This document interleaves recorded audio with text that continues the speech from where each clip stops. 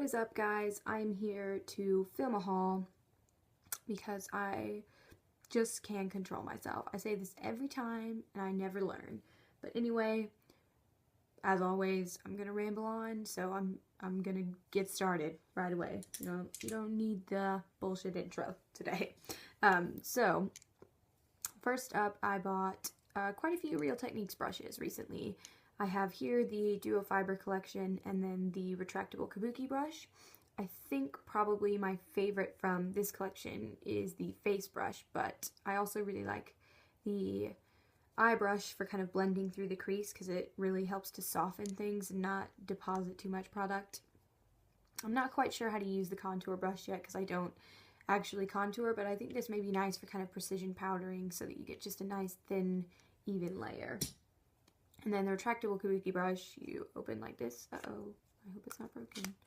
You open like this, and it's kind of an angled kabuki shape. Obviously, you can change the density by just moving the ferrule up. So if you want it more dense, just move it higher up, and you can kind of buff a little bit better. But I've been using this for blush, and I really like it. It would be really handy if I actually ever went anywhere. But yeah, this would be great for touch-ups in your bag as well.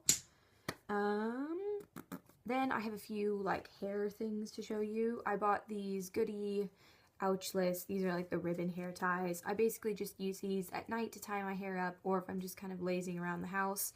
They don't pull your hair out, they don't leave a crimp, so they're really good overnight if you're going to style your hair again in the morning and you don't want a crimp. And I just really liked these colors, and obviously since there's a leopard print one, I needed it. Not like I'm showing you any groundbreaking product here. I'm not some kind of maven. Everyone and their mother has these, but I thought I'd just throw them in there. And then something that really pisses me off is this. This is the Herbal Essences Body Envy Dry Shampoo. I really liked this when I tried it. It was $5, if you're wondering. It smells really good. The best smelling dry shampoo I have trialed thus far. It's kind of grittier than most dry shampoos, so it does really help hold volume in, and you need the tiniest amount. And I've probably gotten about halfway through this because I go through dry shampoo quite quickly, but the pump is broken, so I can't spray anything out. I don't know what happened to it. I don't know why it's broken, but that's kind of annoying because now I have to throw this away and not use it. But I figure I'd show it to you because I probably would buy this again in hopes that the pump or the spray nozzle doesn't break, and I did enjoy it, so I figured I'd throw it in there. Then I have some skincare things. First up is the Murad Essential C Cleanser. I wanted something new to use as a double cleanse, as for my double cleanse at night, and I just really liked the sound of this one. It's supposed to help bind moisture to the skin. It has vitamins A, C, and E in, and I know those all help with anti-aging. It's supposed to help with environmentally stressed skin, and I live in kind of a metropolitan area. I mean, I live in the suburbs, but I'm down in the city quite a lot. There's pollution. I mean, it's not a massive issue, but it's always nice to have the protection. So I've only been using this for a couple of weeks now, so I can't give a solid opinion, but this and all of the other skincare things I'll show in the video will be featured in an updated routine as soon as I'm able to like form an actual opinion on all of them. Alrighty, so I posted a like skincare wish list post, which I will put in the description box if you have any semblance of interest in reading that, but I featured this product in there, and this is the Clinique, the sun is going to block it out. But this is the Clinique Super City Block. This is basically an SPF that also has environmental protection. It's SPF 40, and I wanted kind of a dedicated sunscreen, not something just rolled into my moisturizer. And I have liked this. I think it's a little bit heavy for what I wanted. It comes out tinted, which I was worried about, but it actually kind of disappears into nothing color-wise. And it's alright for the winter, but I think in the summer this would just be too heavy of a layer for me. It does kind of feel noticeable on the skin. It's a little bit, not sticky, but quite heavy. And I'm going to continue to use it, and I'll use it up, but come summer I think I'm going to try something that's more of like a fluid consistency. Next up, I purchased 2 serums because I wanted to incorporate some into my skincare routine, as I mentioned in my beauty resolutions post. And so I bought one for morning and one for evening. And this was not budget friendly, I'm not gonna lie to you, but anyway, first up is the Caudalie Venusaurus SOS Thirst Quenching Serum. I did on the wrong side. Basically, this was kind of a stand-in for Hydroluron, which I also talked about in my skincare wishlist post, but this is just much more accessible, probably going to be similar price-wise. I'm going to assume that this is more expensive, but the ease of access is much appreciated, and this is essentially just a hydrating serum. I use this in the mornings, and it makes my skin feel really nice and soft. Again, full opinions to come later, but I actually purchased this little gift set that comes with the full-size serum, which I will show you because the box doesn't help you much, but it's kind of a milky consistency. This is the full-size 1 ounce bottle. And then it also came with a fairly good sized sample of their SOS Morning Eye Rescue. So I've been using this a couple of days and it does seem nice. I'm not blown away by it, but it is pretty nice so far. And then for my nighttime serum, I purchased the Ole Henriksen, what's this called? Truth Serum Collagen Booster. And this also has vitamin C in it, which is good for fine lines, anti-aging benefits. And it's also supposed to help with hydration, so I've actually really been liking this. And yeah, this is $48 for 1 ounce, and they also have a $72 bottle, which is 1.7 ounces. And I was considering that one, but I thought since I don't really know how it's going to work for me, I'd buy the smaller size first. Okay, so now everything left is makeup. I'll go ahead. Oh wait, actually, I have one little nail thing here. This is the Maybelline Color Show, and I don't know if they've reformulated these or they just repackaged them, but they came out with some new shades as well. And this is 165 Lust for Lilac, and I just thought this was a really nice color. As you'll soon see, I am a little bit obsessed with this color right now. I wasn't impressed by the formula. It went on streaky the first coat. I had to put on thick layers for this to be opaque, and it didn't wear the best, but for the color I think it's worth it, and it's only about $3, so no harm, no foul really. And I would say if you're willing to kind of work with the formula a little bit, they do have some nice shades, and especially for kind of trendier ones like this, there's no use buying, you know, like an expensive nail polish. Next up are two Estee inspired purchases, because why would I ever be able to think independently? I don't know. But anyway, these are two of the Maybelline Color Elixirs. Here, I'll move that one so you can see. These are kind of marketed as 3-in-1, so nourishment of a balm, color payoff of a lipstick, and shine of a gloss, which normally I would steer clear of because I don't like glossy products, but I've really been liking these.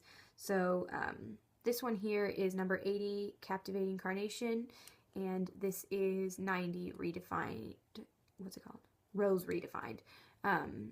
They're really nice. I find that having them on all day doesn't leave my lips dry or flaky. They feel really, really smooth.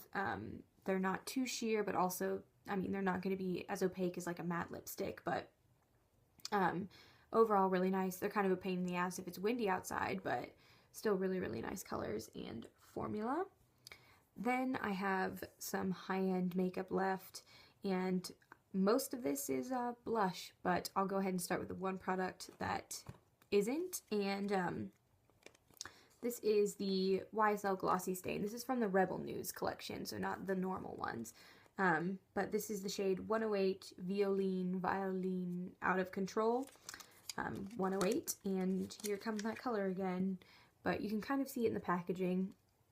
It's kind of, it looks like a fluorescent, like scary purple in the tube, but it doesn't read that way on the lips. It's a little bit more subtle and not so bright, but that could just be your lips muting, my lip color muting it out. But the formula was really nice, and I'm definitely looking to pick up some more of these. They're $34, so that's a little bit expensive, but if I find a color I really like, I'd be willing to buy these again, and I'm going to try to feature this along with a couple of the other things in a Face of the Day coming up soon so you can see them on, because I don't really think just showing you them here does them justice. Then I have, okay, one more thing that's technically not a blush, but it's a face powder. This is the Hourglass Ambient Lighting Powder in Ethereal Light, and these are $45, which I know is a little ridiculous, but I don't really have a nice setting powder. And this is described as a sheer opalescent white powder, and it's actually the least shimmery of all of the 6 shades, which I liked because I just wanted something to set my makeup without taking away the radiance, but also without adding any shimmer. So I think this does well to do that, and also works well with my skin tone. So I've really been liking this, and the texture is awesome. Next up is kind of a Christmas gift. I actually got a duplicate of a product, so I exchanged it and bought this instead. This is my first ever Nars blush, and oh my god, it's beautiful. This is Exhibit A, which I think is arguably their most unique shade in the range. It's quite an orangey red. I think this would suit a lot of skin tones, actually. I know it looks really, really good on dark skin tones, but definitely check this out. I really enjoy red blush, and I think this just looks really nice on the cheeks. You need the tiniest amount or you will look like a clown, but still really nice nonetheless. Then I also picked up another Tarte blush, and this is one of their new ones. They've been kind of slightly repackaged, and it seems like they came out with some new shades.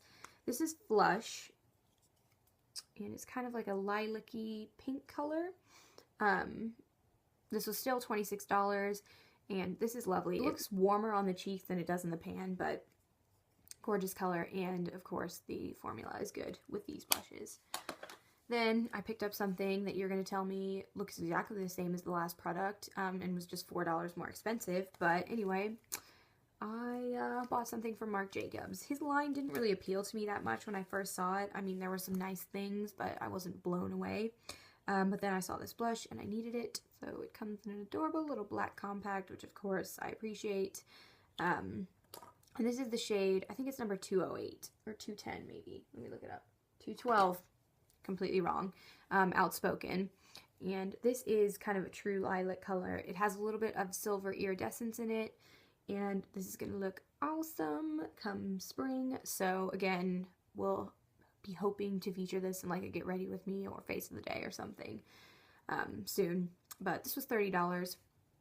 You know, not too bad, just $1 more than a Nars blush, but I thought the color was really unique, so it was worth kind of splurging on it. And then for my last product, I picked up one of the Josie Maran watercolor cheek gelées, and this is the shade Poppy Paradise. I've kind of seen these since they came out, and the texture is awesome. They seriously go on so smooth, and this color is beautiful. But yeah, I haven't used it yet, so you can see the surface is untainted, but these go on really nice. The color applies so smoothly, and they're not as dewy as like a real cream blush, and they're not as